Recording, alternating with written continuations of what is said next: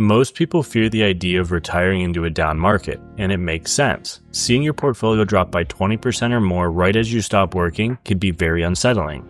But here's the thing, retiring into a down market isn't always a bad thing. In fact, for some retirees, it can actually set the stage for a long-term success if you plan accordingly. And before we dive into the video, my name is Ryan Knoll. I'm a certified financial planner and founder of NAB Wealth Partners, a financial planning firm that helps clients nationwide make smart money decisions. Let's jump into the video.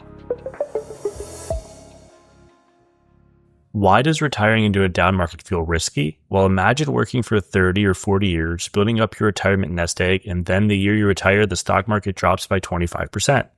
It feels like the worst timing possible. Your accounts are smaller, your confidence is shaken, and you might feel pressure to wait it out or delay retirement altogether. But the truth is, markets move in cycles. While downturns are inevitable, they also create opportunities, especially if you retire with a smart distribution strategy in place. Downturns also allow you to rethink your risk appetite. Perhaps that 25% pullback was way more than you were willing to lose. Now would be the time to think about taking risk off the table moving forward to be more in line with what your actual risk tolerance is. Let's look at some steps that we can take to bounce back from a market pullback while you're in the early years of your retirement. During your working years, you might have benefited from something called dollar cost averaging, which is consistently buying investments over time, which helps smooth out the purchase price during market ups and downs. But in retirement, that math reverses. You're now selling shares to generate income. And if you're withdrawing from a portfolio that's down, you may be forced to sell more shares at depressed prices, a concept known as reverse dollar cost averaging. Over time, this can erode your portfolio faster than expected. That's the bad news. But there is good news. There's ways to protect yourself from this happening to you. And that's what we're going to focus on moving forward. One of the smartest ways to retire during a market downturn is to segment your investments by time horizon. Set aside 1 to 2 years of expenses in cash or ultra short-term bonds. This gives you breathing room so that you're not forced to sell stocks at a loss during a downturn. Allocate the next 3 to 5 years into high-quality fixed income, short to intermediate-term bond funds, CDs, or individual treasuries. These provide stability and a source of income in retirement. Leave the rest in diversified growth assets like equity funds that can rebound as the market recovers. This strategy buys you time, keeps your investments intact, and avoids panic selling when the market is down. And if you want to kick the strategy up another notch, don't forget to think about tax efficiency with your fixed income portfolio.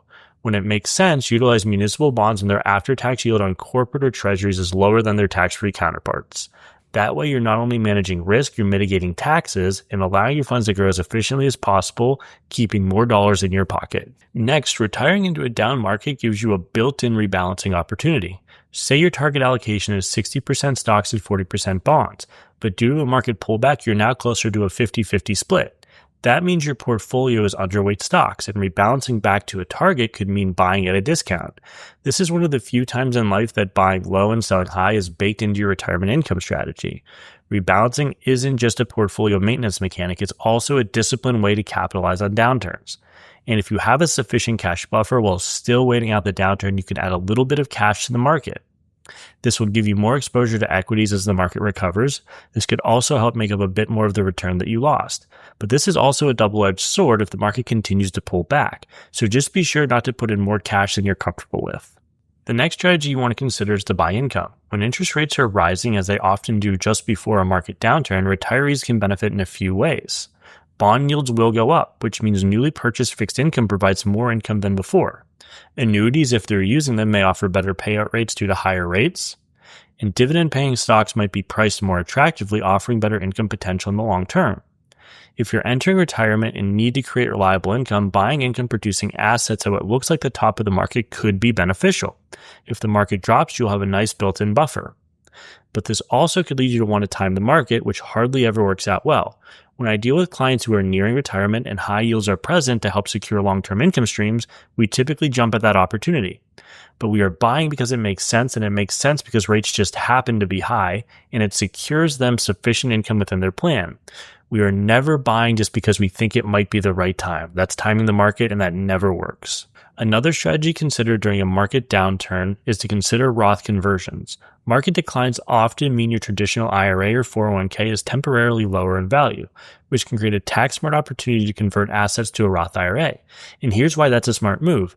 When you convert during a market dip, you're paying taxes on temporarily reduced values. Once inside the Roth, any future growth is then tax-free.